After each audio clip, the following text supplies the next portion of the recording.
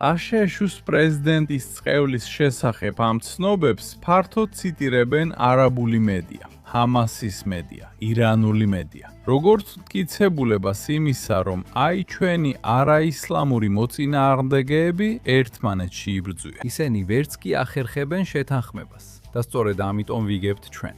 თუ რეალობა ადგილზე არ იცვლება, არ გაგიმარჯვია. თუ ჰამასი ჯერ კიდევ ღაზაშია, ეს ომი არ მოგიგიათ. თუ ჰეზბოლა ჯერ კიდევ შეძლებს ამდენი დრონის გაგზავნას და რაკეტების გაშვებას, არ გაგიმარჯვეთ. კეთილი დაბრუნება ჩვენს ახლო აღმოსავლეთში, ალ-შაკლ, ალ-სადლანა. ხალიდ აბუ-ტაიმი, ჩემო ძვირფასო მეგობარო, გესაუბრები ნიუ-იორკიდან, სადაც ახლახან გაიმართა ისრაელისადმი სალუტის აღლუმი. ერთ წამში. საკმაოდ დრამატულია. პირველად მოხდა, რომ მერი, რომელიც მხარს უჭერს ჯიჰადს, რომელიც მხარს უჭერს ჰამასის ისლამისტურ მოძრაობას, ირანის რადიკალური შიიტური ისლამური რესპუბლიკის მარიონეტს, უპრეცედენტოა ხალით. და ეს მართლაც ჩვენი დღევანდელი გადაცემის ნაწილია. თქვენ ახლახან დაწერეთ გარდამტეხი სტატია სახელწოდებით დასავლეთის სისუსტე ჯიჰადის წინაშე. აი ამას ვეჯახებით ნიუ-იორკში. ამას ვეჯახებით მთელ შეერთებულ შტატებში, ევროპაში და თავისუფალ სამყაროში. ჩვენ ძალიან სერიოზულ მომენტში ვიმყოფებით ჯიჰადის წინაშე, რომელიც მთელ ახლო აღმოსავლეთშია და დასავლეთში აღწევს. ხალიდ, როგორ ხედავ ამ სისუსტეს? იცი, მე ყოველთვის ვამბობ, რომ ძალიან ფრთხილად უნდა დავაკვირდეთ, რა გზავნილებს უგზავნის დასავლეთი ჯიჰადისტებს და სხვა ისლამისტურ ჯგუფებს მთელ ახლო აღმოსავლეთში. და თუ შენ აგზავნი ამ გზავნილს, რომ ან თანაგრძნობ მათ, ან რომ გესმის მათი, ან რომ ყოყმანობ და არ ხარ დარწმუნებული, ან რომ სუსტი ხარ, ეს ნამდვილად აძლიერებს მათ.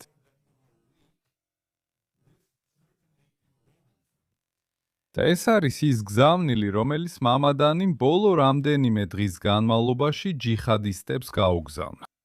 გზავნილი ასეთია: თქვენ იმარჯვებთ. ამერიკისა და მსოფლიოს ერთ-ერთი ყველაზე მნიშვნელოვანი ქალაქის მერი თქვენს მხარესაა.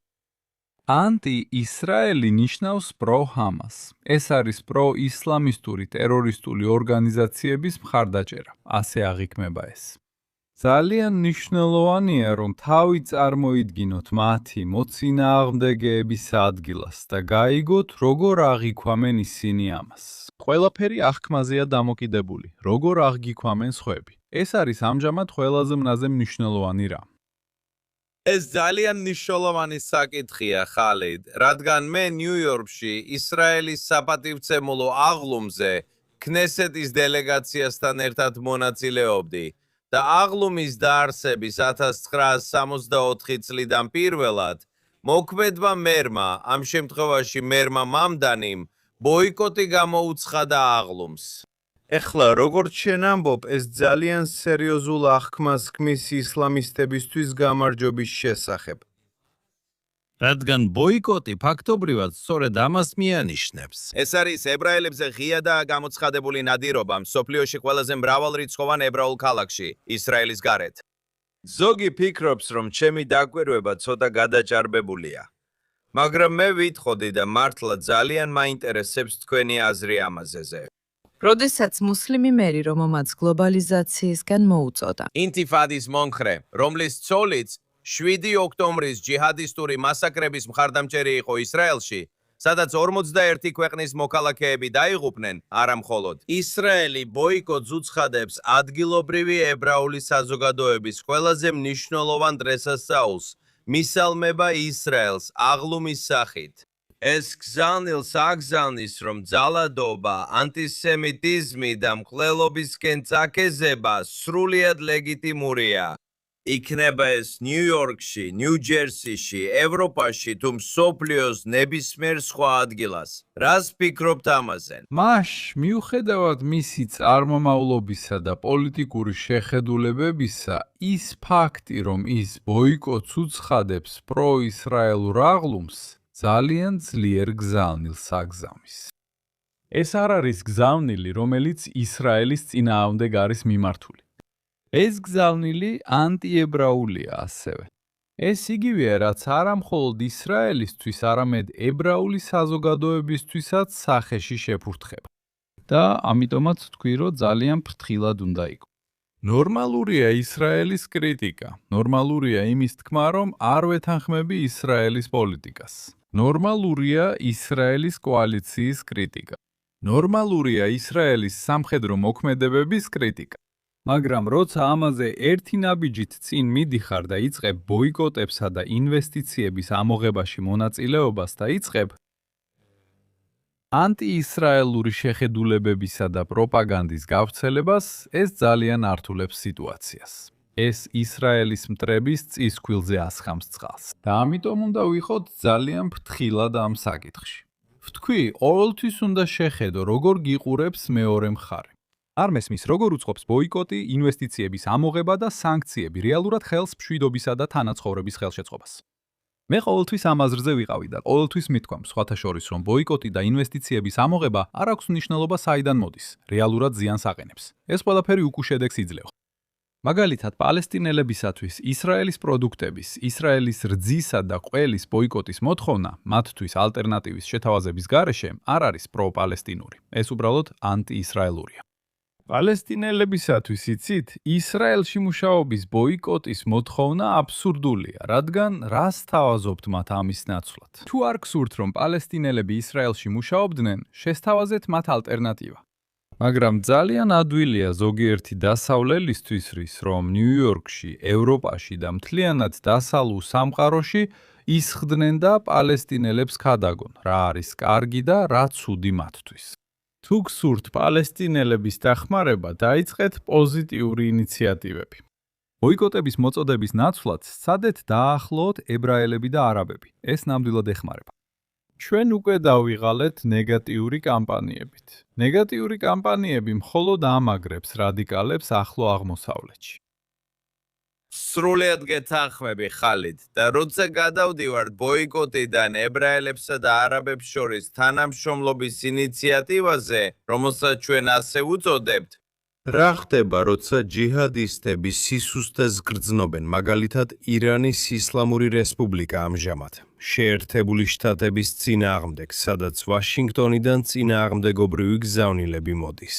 ერთი მხრივ პრეზიდენტი ტრამპი აღჭობს ისლამური რეჟიმის ეკონომიკას, მათ შემოსავალსა და გაყიდვებს ართმევს, რაც თვეში 15 მილიარდი დოლარის დანაკარგს იწვევს.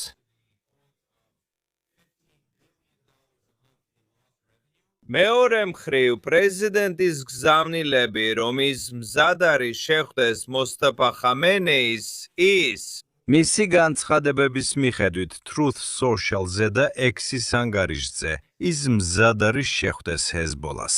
ის კონტაქტში იყო ბალახის ლიდერებთან არაპირდაპირად. და იმავე წინადადებაში მან თქვა, მე ვთხოვე ნეთანიაუს, პრემიერ-მინისტრ ნეთანიაუს, არ დაესხას დაჰიის უბანს და ის დათანხმდა. ეს ყველაფერი ირანის რეჟიმისთვის სისუსტის სუნს ატარებს. აბსოლუტურად დენ, რასაც ახლა ვხედავთ, ეს ხომ იცი თეატრია. იმიტომ რომ ირანელები და მათი პროქსები უყურებენ ამ წინააღმდეგობრივ გზავნილებს ტრამპისგან.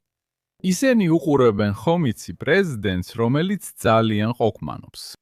ისინი უყურებენ პრეზიდენტს, რომელიც დილით ერთ რამეს ამბობს, ხოლო საღამოს სრულიად სხვას, სრულიად განსხვავებულს. ისინი უყურებენ პრეზიდენტს, რომელიც ბევრ ცარიელ დაპირებას იძლევა. ისინი უყურებენ პრეზიდენტს, რომელიც ღიად და საჯაროდ ესხმის თავს. იცით, ამერიკის ყველაზე მნიშვნელოვანი მოკავშირის პრემიერ-მინისტრს. და ისინი ამბობენ, რომ კმაყოფილებით ხელებს იზელენ და ამბობენ, ეს შესანიშნავია. იცით, ეს სინამდვილეში გვეხმარება. ეს სინამდვილეში აჩვენებს, რომ ჩვენ ვიმარჯვებთ. ეს აჩვენებს, რომ იცით, ამერიკა სუსტია. უსტია. ის, რასაც ეხლა ვხედავთ, სინამდვილეში არ აზიანებს ამერიკის სანდოობას ახლო აღმოსავლეთში. თუ ომის დაწყება გინდა, უნდა დაასრულო კიდეც. ვერ შეძლებ ყველა ფრონტის ღიად დატოვებას და გამარჯვების გამოცხადებას. თუ არ გაიმარჯვებ, ეს ნიშნავს, რომ ჰამასმა, ირანმა და ჰეზბოლამ გაიმარჯვეს, ასე რომ უნდა გადაწყვიტო. ვერ შეძლებ საქმეები გაურკვევლად დატოვო. ეს არასწორ გზავნილს აგზავნის. იგივე ეხება ისრაელსაც, სხვათა შორის. და ამიტომაც ვიმეორებ ხოლმე, იცით, მე ვაკვირდები, რას ამბობენ ჰამასი, ჰეზბოლა, ირანის რეჟიმი და მათი მხარდამჭერები. და ისინი უყურებენ ამას და ამბობენ, იცით, კარგი, თქვენ ირანს დაარტყით, მაგრამ ირანის რეჟიმი ისევ ადგილზე. ცდილობთ ჰამასი გაანადგუროთ, მაგრამ ჰამასი ისევ ადგილზეა. ცდილობთ ჰეზბოლა განაიარაღოთ და გაანადგუროთ, მაგრამ ჰეზბოლა ისევ ადგილზეა. ასე რომ, თუ სრულ გამარჯვებას ვერ აღწევთ, ეს პრობლემაა. და ამისთვის მოთმინებაა საჭირო, რაც დასავლელ პოლიტიკოსებს არ აქვთ. ჩემს დღევანდელ სტატიაში Gatestone ინსტიტუტში ვთქვი. დასავლელებმა უნდა ისწავლონ მოთმინება ახლო აღმოსავლეთის ხალხისგან. დასავლელებს სურთ ჯადოსნური გამოსავლები, მათ სურთ სწრაფი გამოსავალი. და ეს ისაა, რასაც ახლო აღმოსავლეთში ვერ იპოვით. ახლო აღმოსავლეთში მოთმინებიანი ადამიანები არიან გამარჯვებულები. ისინი არიან ისინი, ვინც საბოლოოდ გამარჯვებას აღწერს. მაგრამ პირადად ძალიან შეშფოთებული ვარ, რადგან არ ვხედავ, რომ ამერიკა ან ისრაელი იმარჯვებენ. და თქვენ და მეც ასევე მაწუხებს ეს ცნობები საჯარო უთანხმოების ან დაპირისპირების შესახებ პრეზიდენტ ტრამპსა და ისრაელის პრემიერ-მინისტრს შორის. ეს კიდევ ერთხელ უგზავნის მესიჯს ირანის რეჟიმსა და მის პროქსებს, რომ ჩვენი მხრიდან მოვლენები სწორად ვითარდება. მათი ოცნება ყოველთვის იყო ისრაელსა და ამერიკის შეერთებულ შტატებს შორის განხეთქილების შეტანა.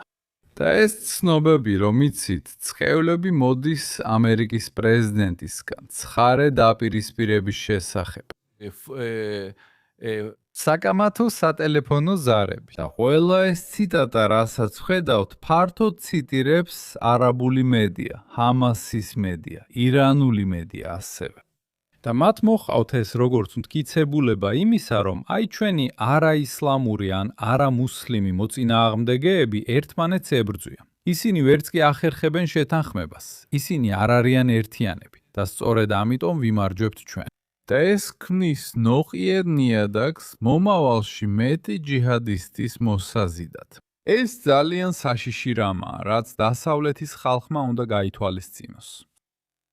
ხალიდ, მოდი განვიხილოთ სისუსტისა და გამარჯვების ეს კონცეფცია ამერიკული ან დასავლური თვალსაზრისით და შევადაროთ არაბულ აღმოსავლურ ხედვას. დასავლელი ასე იტყვის. მოიცადეთ ერთი წამით. პრეზიდენტმა ტრამპმა თქვა და შეერთებული შტატების ომის მდივანმა პიტ ჰექსეტმა თქვა.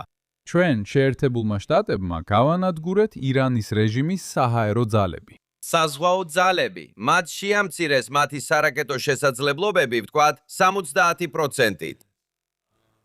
მათ გაანადგურეს ყველა სახის სარაკეტო საწყობები. მათ გაანადგურეს ახალი რაკეტების წარმოების შესაძლებლობა, ასევე დრონების, ასევე ურანის გამდიდრების უნარი.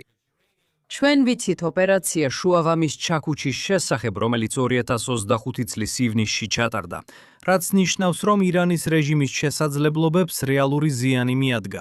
ეხლა ამის მიუხედავად, ირანის რეჟიმის თვალსაზრისით, როგორც თქვენ თქვით, ისინი ჯერ კიდევ დგანან, ჯერ კიდევ იმუქრებიან, ჯერ კიდევ ესხმიან თავს. ეხლა მათ უბრალოდ შეუტიეს ქუვეიტის საერთაშორისო აეროპორტს, რაც სიმბოლური თვალსაზრისით მნიშვნელოვანია. ეს მათთვის წარმოუდგენელი მოვლენა. განსაკუთრებით მაშინ, როცა ეს კადრები მთელ მსოფლიოში ვრცელდება.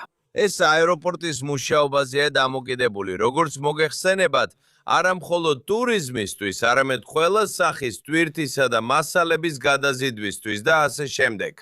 მათ შეუტიეს არაბთა გაერთიანებულ საამიროებს, მათ შეუტიეს საუდელებს, ირანელებმა შეუტიეს ბაჰრეინელებს. ამიტომ მათი თვალსაზრისით ისინი იმარჯვებენ და ისე ლაპარაკობენ, თითქოს იმარჯვებენ. და მაინც ჩვენ არ ვხედავთ უფრო აგრესიულ, თუნდაც არაპროპორციულ საპასუხო შეტევას შეერთებული შტატების მხრიდან.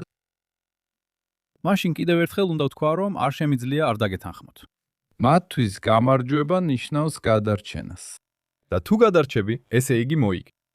ეხლა აშტ-შისა და ისრაელის ირანზე თავდასხმის ერთ-ერთი გამოცხადებული თუ გამოუცხადებელი მიზანი იყო რეჟიმის შეცვლა. კარგი, ეს ღია დართქმულა. ეხლა კი თქვენ რეჟიმი არ შეგიცვლიათ. თქვენ გაანადგურეთ მათი სამხედრო შესაძლებლობები, გაანადგურეთ მათი საზღვაო ძალები, გაანადგურეთ მათი საჰაერო ძალები.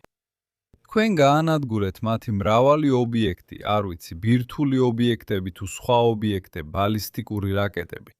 მაგრამ რეჟიმი ისევ არსებობს. და სანამ რეჟიმი ისევ არსებობს, ეს გამარჯვება, ისინი იმარჯვებენ.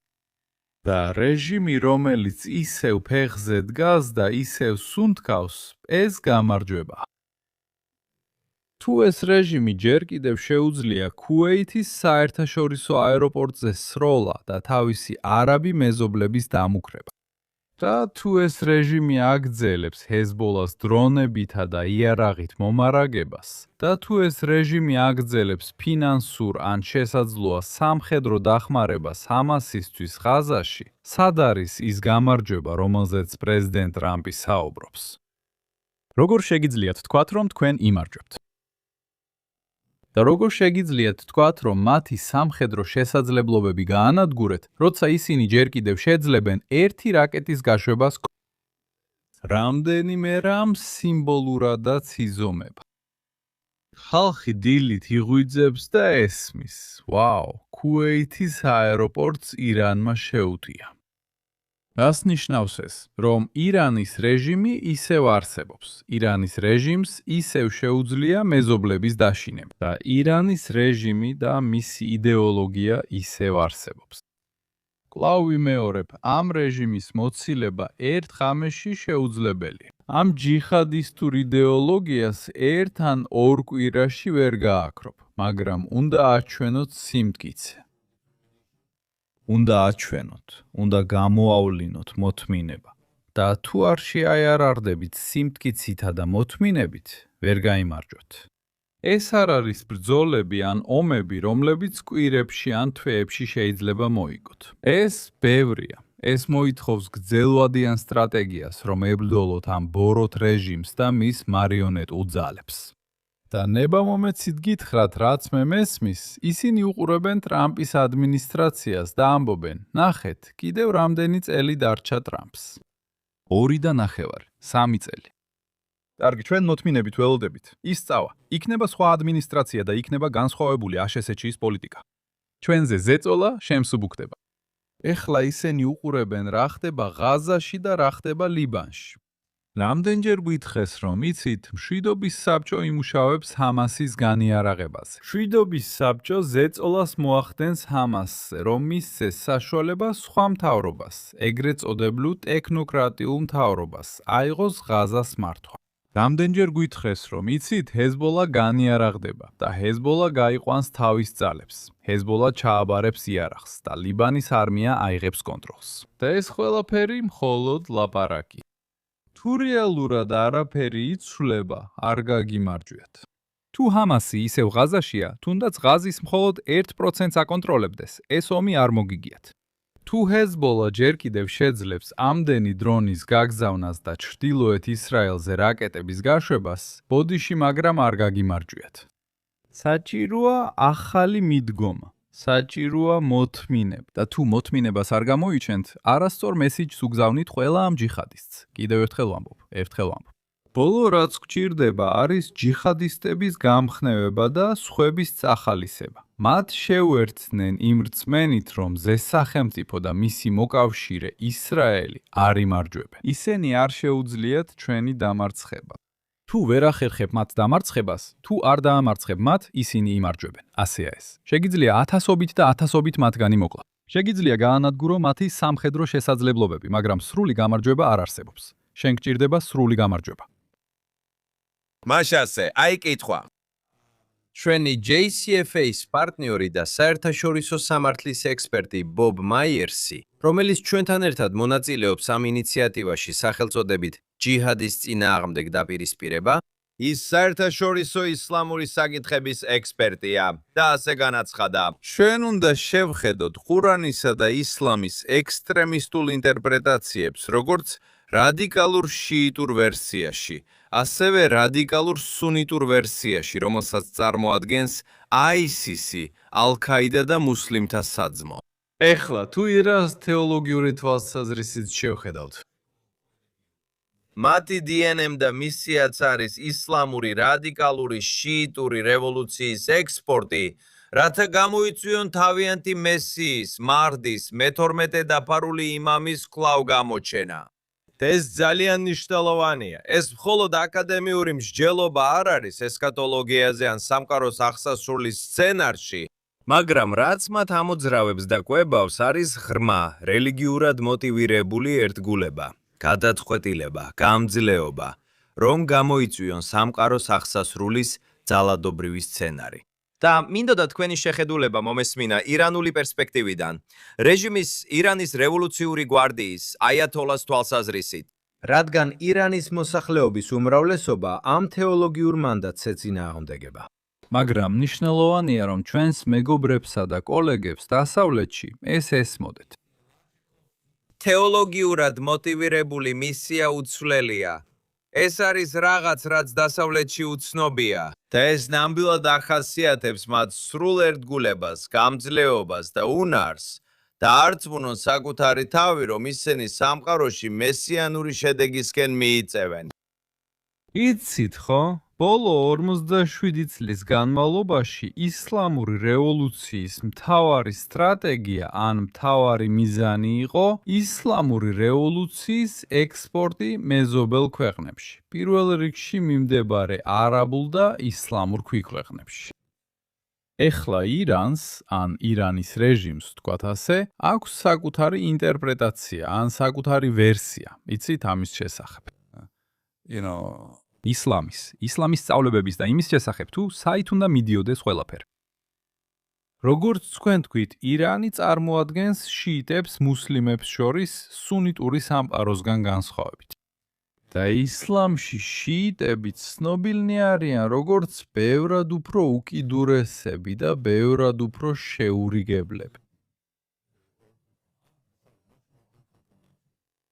და ამან შექმნა დაძაბულობა და კონფლიქტები სუნიტებსა და შიიტებს შორის, ბოლო რამდენიმე საუკუნის განმავლობაში.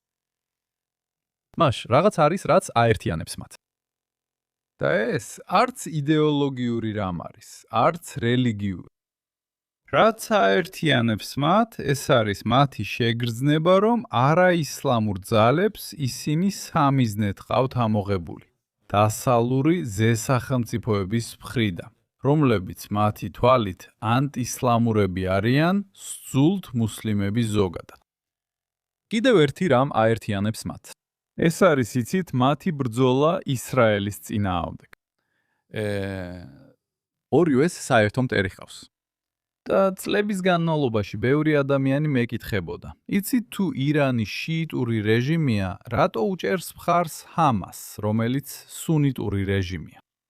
და მე ვამბობდი, ნახეთ, ეს ჰამასის სიყვარულის გამო არ ხდება. ეს იმიტომაა, რომ ირანს, იცით, ირანს და ჰამას საერთო მტერი ჰყავთ, რომელსაც ისრაელი ქვია.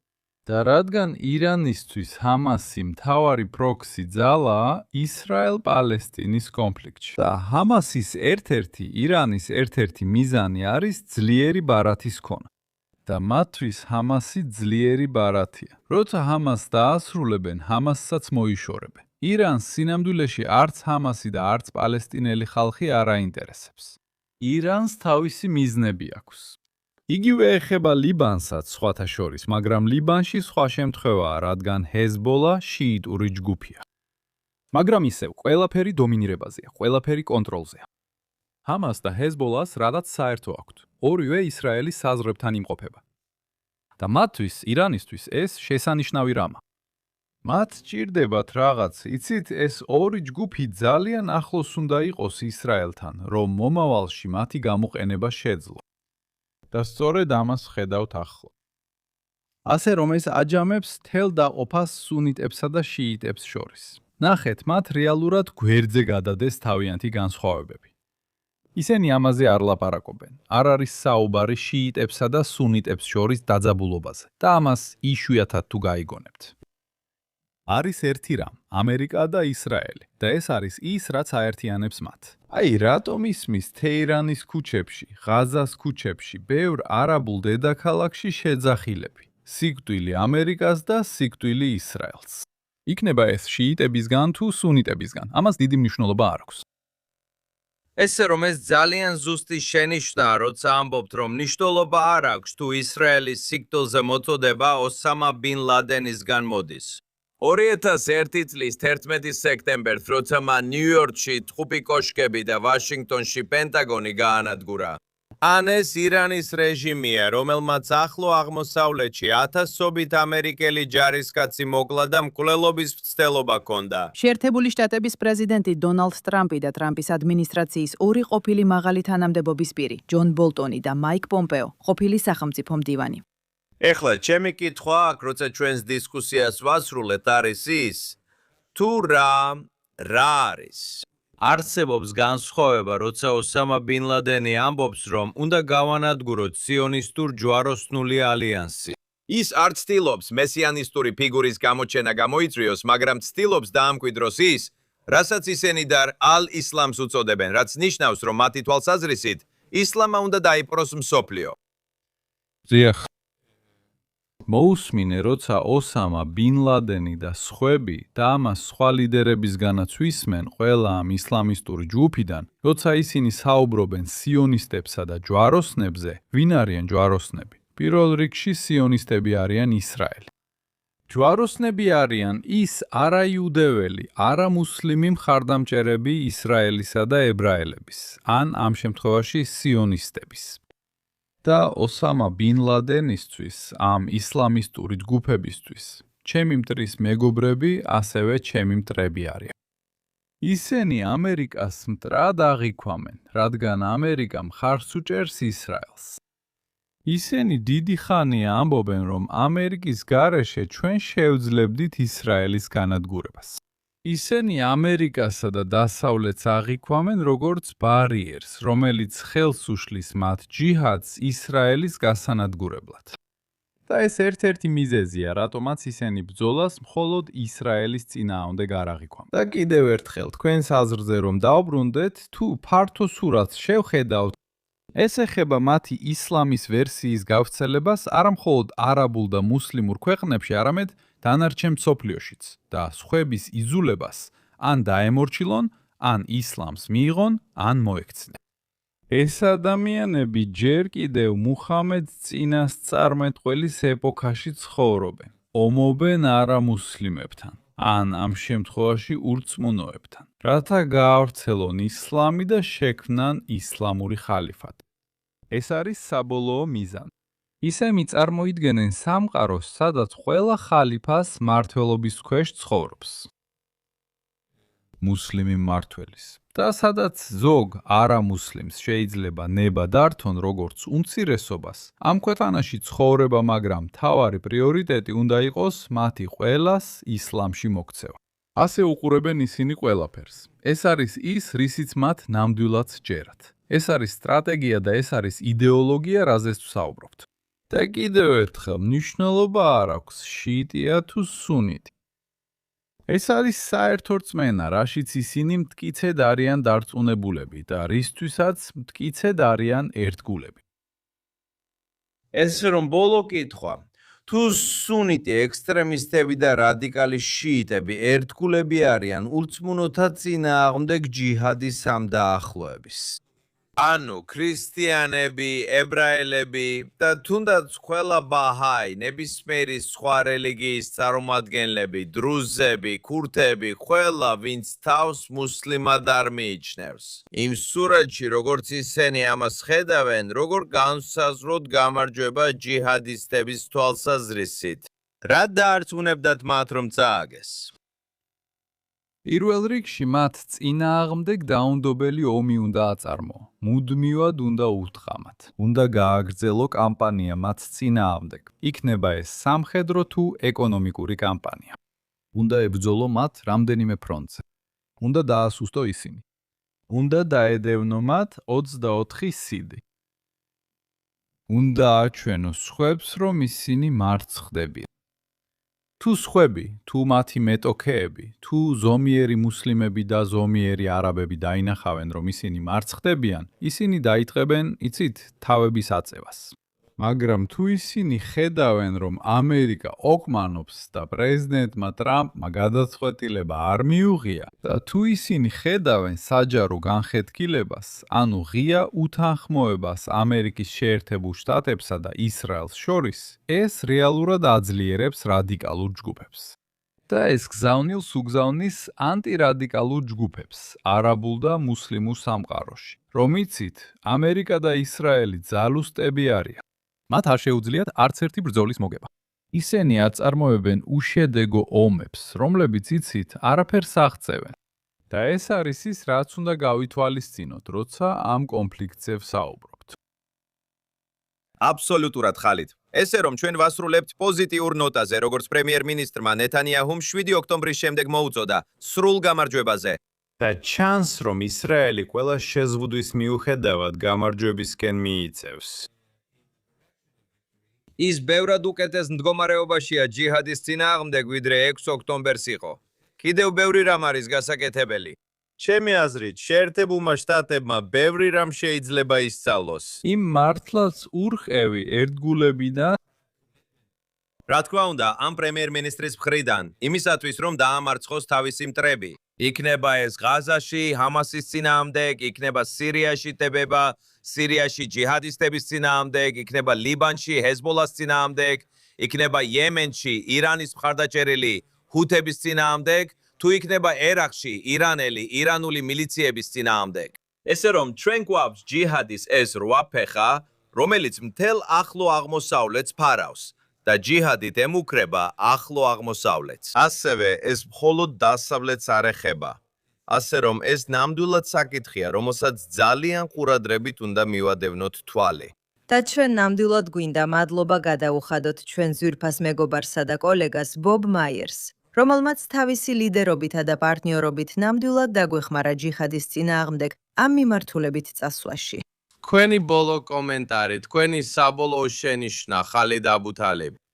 მაშ კიდევ ერთხელ, რომ დავასრულო ეს საუბარი, კვლავ ვიმეორებ, რომ უნდა ვიყოთ ინფორმირებულები იმაზე, რაც ხდება ახლო აღმოსავლეთში. მინდა ვნახო ამერიკაში და დასავლეთში მცხოვრები ადამიანები, რომლებიც ახლო აღმოსავლეთის საკითხებს ეხებიან. მინდა ვნახო, რომ ისინი ახლო აღმოსავლეთის კულტურას, ენას და აზროვნებას იგებენ. რაც ახლა ვხედავ არის ის, რომ ვაშინგტონში და ევროპაში მყოფი ადამიანები საუბრობენ ახლო აღმოსავლეთზე, გამოხატავენ აზრებს ახლო აღმოსავლეთზე და იღებენ გადაწყვეტილებებს ახლო აღმოსავლეთთან დაკავშირებით. არ იციან არაბული, არ ესმით ისლამის რელიგია და არ იცნობენ ახლო აღმოსავლეთში მცხოვრებ ხალხს. აქ გულისხმობ არაბებს და მუსლიმებს და ისინი ახლო აღმოსავლეთშიც კი არ ყოფილან. და მნიშვნელოვანი გადაწყვეტილებები მიიღება ისრაელ-არაბულ კონფლიქტთან ან ისრაელ-პალესტინურ კონფლიქტთან დაკავშირებით იმ ადამიანების მიერ, რომლებსაც არ აქვთ ინფორმაცია, გამოცდილება და განათლება ახლო აღმოსავლეთის შესახებ. ეს ძალიან მნიშვნელოვანია.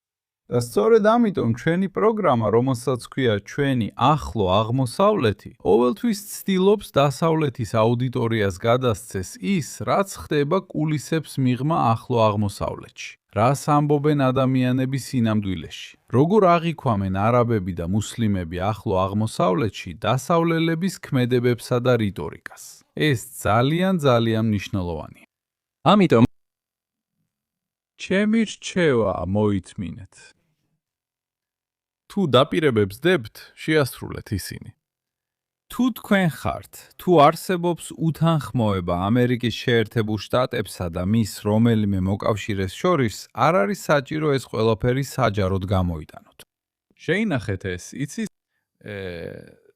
შეინახეთ კონტროლის ქვეშ ან დახურულ ოთახებში და იმედოვნეთ საუკეთესო შედეგს. ეს ერთადერთი გზაა. და ჩვენ ყველანი ვიმედოვნებთ, მე და შენნაირი ადამიანები, ჩვენ გვინდა უკეთესი ახლო აღმოსავლეთი. გვინდა ვიხილოთ თანამშრომლობა. გვინდა ვიხილოთ თანაცხოვრება არაბებსა და მუსლიმებს შორის. გვინდა ვიხილოთ მეტი აბრაამი. მუსლიმები და ებრაელები. ხო, ბოდიში, ხო. არაბები, მუსლიმები და ებრაელები. გვინდა ვიხილოთ მეტი აბრაამის შეთანხმება აქ. ხალხს ომები მობეზდა. ჩვენ ყველა ამ სამხედრო ოპერაციით ვართ დაღლილები. ჩვენ ყველა ექსტრემისტით ვართ დაღლილები. გვინდა წინ წავიდეთ. ეს არის მესიჯი, რომელიც მოდის როგორც არაბებისგან, ასევე ებრაელებისგან, რომლებიც ცხოვრობენ არა მხოლოდ ისრაელში, არამედ ახლო აღმოსავლეთშიც. კი, ვფიქრობ თქვენ იდეალურად თქვით, ეს არის ახალი ახლო აღმოსავლეთის პოტენციალი. ხალიდ აბუტაიმი, ჩემი ძვირფასი მეგობარი და კოლეგა თითქმის 4 წლეულის განმავლობაში ეს იყო ჩვენი ახლო აღმოსავლეთი. და ჩვენ ვიწევთ ჩვენს მაყურებლებს, რომ ყოველ კვირას შემოგვიერთდნენ, რათა მიიღონ დამატებითი ხედვა იმის შესახებ, თუ როგორ ფიქრობს ეს დრამატული რეგიონი, როგორ მოქმედებენ ისინი და როგორ ახდენენ გავლენას დასავლეთზე და სხვა კულტურებზე მთელ მსოფლიოში. ფლიდი მადლობა ხალიდ. მადლობთ.